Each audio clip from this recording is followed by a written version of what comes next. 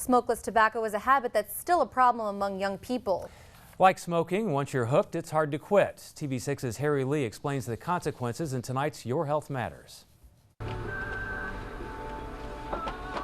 Smokeless tobacco doesn't mean harmless. Since 2009, smokeless tobacco packages have to include a warning that they're addictive, can cause mouth cancer, gum disease, and tooth loss, and are not a safe alternative to cigarettes.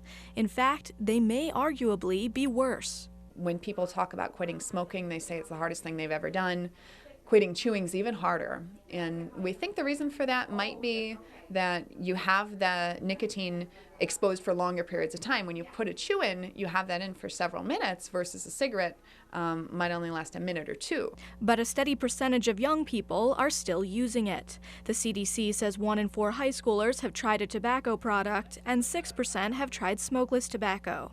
It may not sound like a lot, but smokeless tobacco consumption has gone up in the last decade. Also called chew, dip, snuff, and spit tobacco, it can turn your pearly whites not so pearly white. Smokeless tobacco, just like regular tobacco, can definitely stain teeth. That can be an unwanted side effect, although it's more of an aesthetic concern than the health concerns of oral cancer, tooth loss, and the gum recession and sensitivity.